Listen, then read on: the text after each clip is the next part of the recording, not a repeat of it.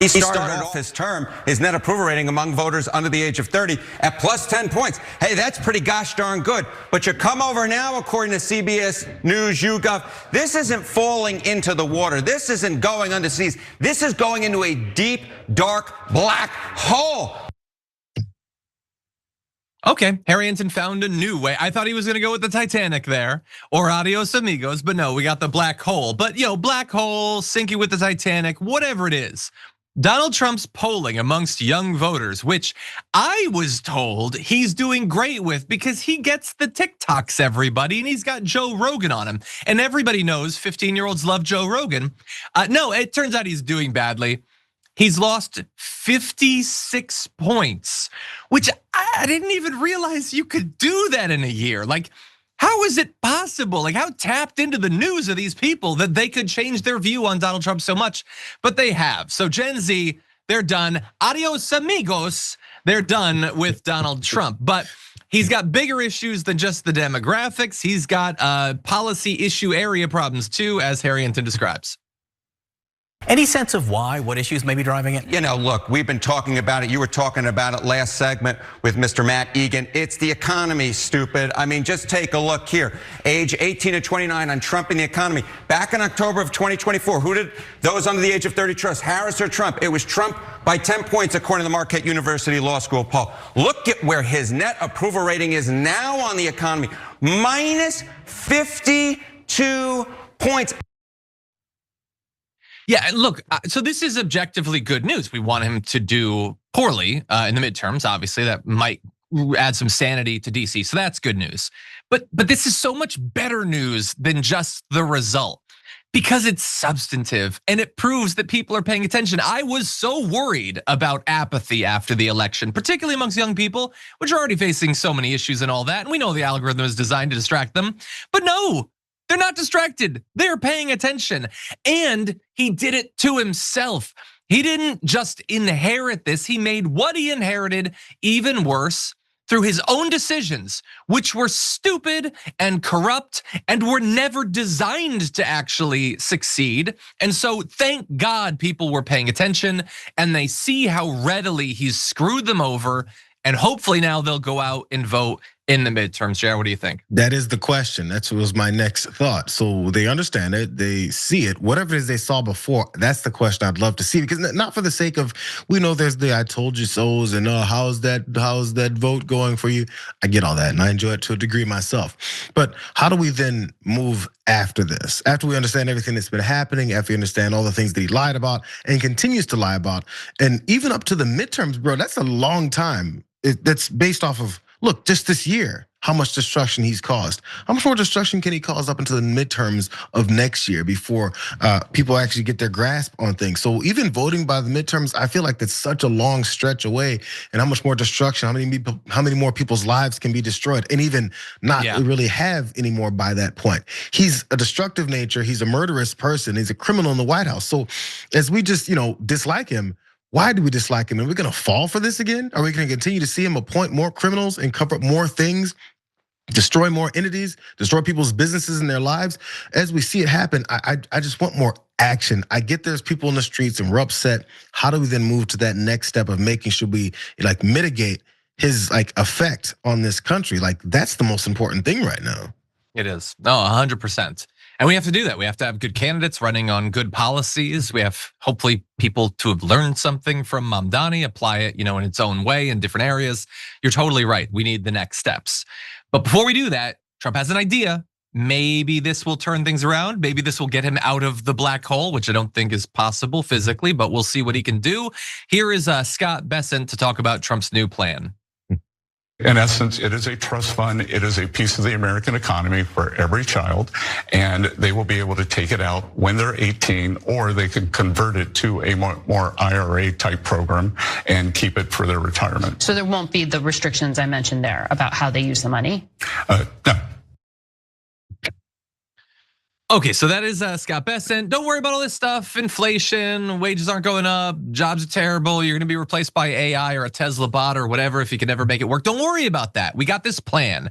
It's these Trump accounts where they're gonna put $1,000 into a newly born kid's savings account, I guess.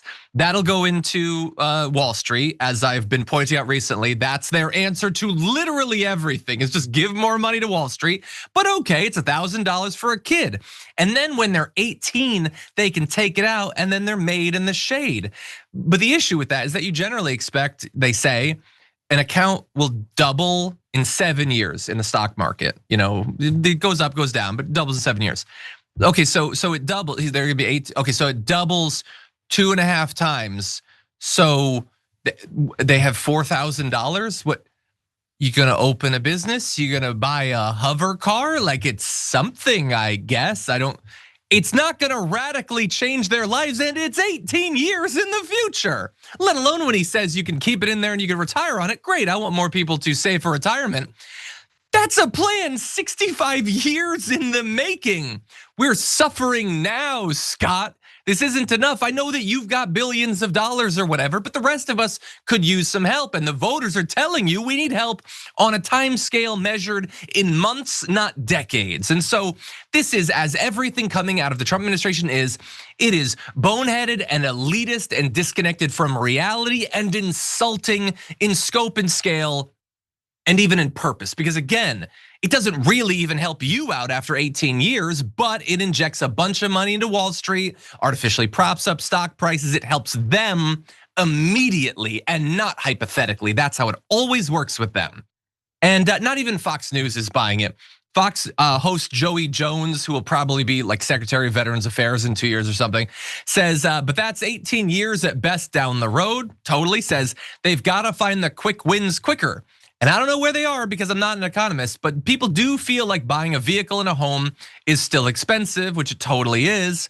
Fox News contributor Nicole Safier says the fact some things are more expensive at the grocery store, cars are expensive, houses are expensive, and that's why the president is rolling back regulations when it comes to car manufacturers. So that is probably a reference to the fuel efficiency standards going up under Biden. He's gonna roll that back. I'm sure your car is gonna be half as expensive now. And he also posted on True Social that he's now gonna allow tiny cars, which could already exist. I had a Scion IQ, smart cars exist. I don't even know what he's talking about. Nobody knows what he's talking about, but maybe it'll give a panelist on a Fox News show something to brag about. JR, what do you think? The whole point, window dressing. Again, the $1,000, if you have a brand new kid, hey, if you're not having kids anymore, F you. But also $1,000. It's the same way he was pitching the $2,000 like tariff windfall rebate check. The same thing he was talking about, another couple $1,000 for something else that he claimed he has all this money for. It's a constant tease at people that he thinks can be bought off easily by $1,000, $2,000. Hey, I'll give you $1,200. Hey, you know what? $2,250. Like this guy.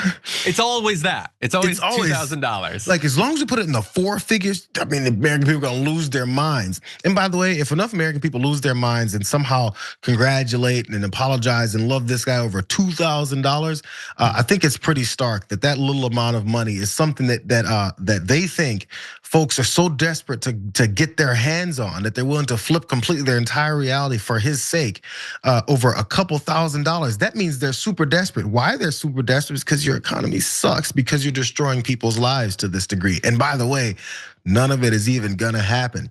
Did you see the little quick video? I wonder if you guys in the chat are watching that.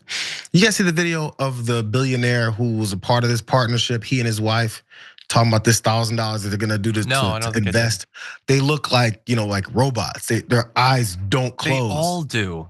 It's really weird. It's actually kind of scary. It's the kind of thing you'd see in a movie that was made in like 1995 about what things will look like 30 years later and how crazy people are gonna look and how the rich people are gonna be standing there having these, watch it, I can't remember his name. They look pretty, yeah, I do remember now. They look insane. Crazy looking. His wife specifically, I don't wanna go after folks' wives, but that's who they are. I love that billionaires have the worst representation. I mean, in government, they have the best representation, but all of them are warning, like they're all uncanny valley. Besson even, Zuckerberg, Musk, they all look like money has done nothing good for them whatsoever. Yeah. But they do own everything. I guess they have that going for them. Okay, we'll see how those accounts go. They're not even gonna do it. Again, they're just, everything is like, give $1,000. It's a person's vote and economic future, Michael. How much could it cost? $2,000? That's their answer to literally everything.